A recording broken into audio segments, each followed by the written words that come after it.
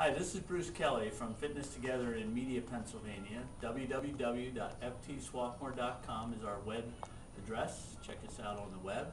In continuing our series on mobility, we're going to now delve into hip mobility, which is really critical for proper function and pain-free movement, whether you're an athlete or not an athlete. So we're going to give you a few basic exercises, but there are tens of exercises you can do for hip mobility.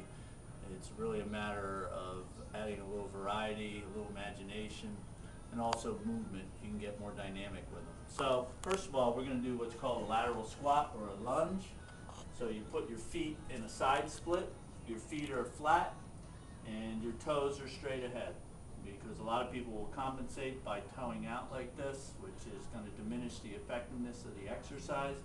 We like to put our hands out in front for counterbalance, because you want to have your weight on the back half of your foot, and you lunge from one side to the next, just like this, without those feet turning out.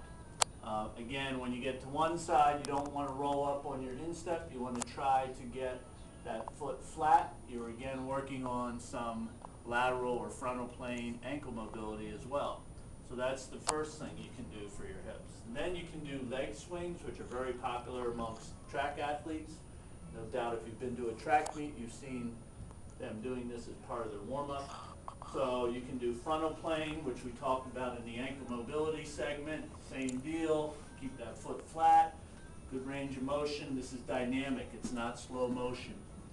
And then you can do sagittal plane, which is going to work more on your hip flexors. So toe up and then swing it like you're kicking a ball, and then in back. Try to minimize in both cases how much sway or bending at the waist you do in the case of the sagittal plane leg swings. So those are some good, relatively stationary versions of hip mobility. For more dynamic versions, you can do marches, various types of marches, like a march with a knee hug, where pull that knee into the chest like that, as opposed to leaning or bending at the waist and reaching your knee that way.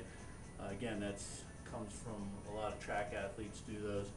And then a more dynamic version yet is a Russian march. Various people call these various things, but essentially you're kicking that foot to the opposite hand. You got to be careful, make sure you're well warmed up, especially as concerns your hamstrings. Don't want to do that without making sure you're warmed up.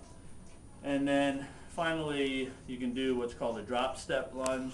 You can do these in a stationary fashion, where you're just dropping down like this, where that foot's behind the front foot at a diagonal. So in slow motion, you're dropping down like this. This foot is straight ahead, so you're getting great bit of strength work actually in that outside of the hip, as well as mobility through your hips.